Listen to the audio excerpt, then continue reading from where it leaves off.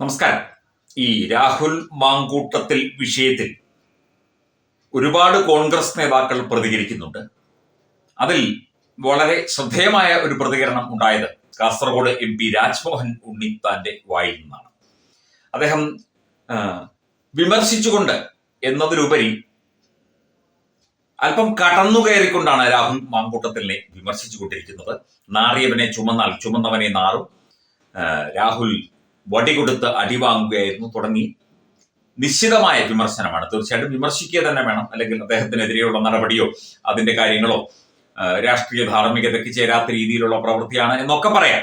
പക്ഷെ ഒരുതരം എന്തോ ഒരു പ്രതികാര നടപടി എന്നതുപോലെ, ഒരു പകവീട്ടൽ എന്നതുപോലെ ഉള്ള മറുപടിയാണ് രാജ്മോഹൻ ഉണ്ണിത്താൻ നടത്തിക്കൊണ്ടിരിക്കുന്നത്.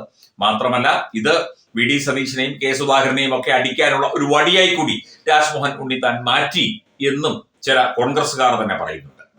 കാസർഗോഡ് പോയപ്പോൾ നെറ്റിയിലെ കരിപ്രസാദം മായിച്ചു കളഞ്ഞിട്ട് പോയിട്ട് എനിക്ക് അലർജിയാണ് എന്ന് പറഞ്ഞ ആളാണ് രാജ്മോഹൻ ഉണ്ണിത്താൻ. അദ്ദേഹം രാഷ്ട്രീയ ധാർമ്മികതയും സാമൂഹ്യ ധാർമ്മികതയും ഒന്നും ഇവിടെ കോൺഗ്രസ്സുകാരെ പഠിപ്പിക്കേണ്ട എന്നാണ് കഴിഞ്ഞ ദിവസം K സുധാകരൻ പരോക്ഷമായി, അദ്ദേഹം പറഞ്ഞതല്ല, അദ്ദേഹത്തിന്റെ ഒരു വളരെ അടുത്ത ഒരാളെ കൊണ്ട് ഫേസ്ബുക്കിൽ പോസ്റ്റ് ഇടിച്ചത്.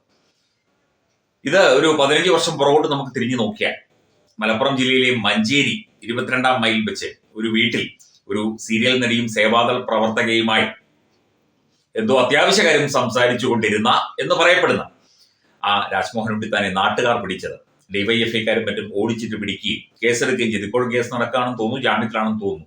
ആ കേസിന്റെ ഇപ്പോഴത്തെ അവസ്ഥയെക്കുറിച്ച് പരിശോധിക്കണം.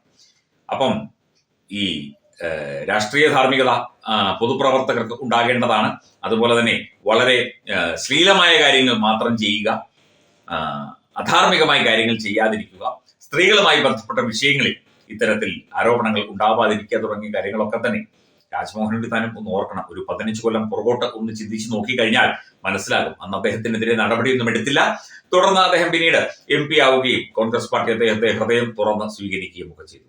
അപ്പം രാഷ്ട്രീയ ധാർമ്മികതയെക്കുറിച്ച് പറയാൻ രാജ്മോഹൻ ഉണ്ണിത്താന് എന്ത് അവകാശമാണ് ഉള്ളത് എന്നാണ് ഈ പ്രതികരണത്തോട് പലരും പ്രതികരിക്കുന്നത്, വാർത്തകളിൽ ഓൺലൈനിലൊക്കെ കാണുമ്പോൾ പ്രതികരിക്കുന്നത്.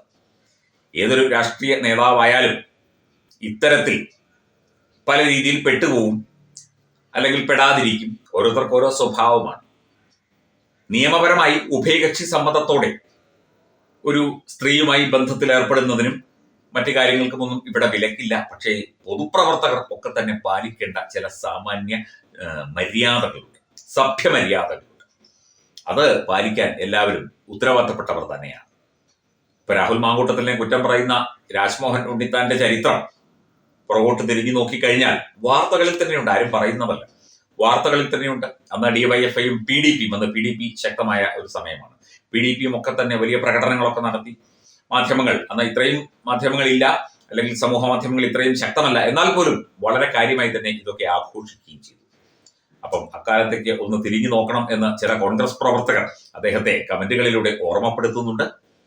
അപ്പം രാജ്മോഹൻ ഉണ്ണിത്താന് രാഹുലിനോടോ അല്ലെങ്കിൽ സതീശനോടോ സുധാകരനോടോ വിരോധമുണ്ടെങ്കിൽ ഈ സമയത്ത് രാഷ്ട്രീയ വിരോധം തീർക്കാനുള്ള സമയമല്ല. തീർച്ചയായിട്ടും രാഹുൽ മാങ്കൂട്ടത്തിൽ ചെയ്ത തെറ്റുകളെ നിശിതമായി വിമർശിക്കാൻ, നടപടിയെടുക്കാം, അതുമായി ബന്ധപ്പെട്ട കാര്യങ്ങളിൽ ഒക്കെ തന്നെ പ്രതികരിക്കാം. പക്ഷേ ഒരുതരം പ്രതികാരവാഞ്ചയോടുകൂടി പ്രതികരിക്കുന്നത് ശരിയല്ല.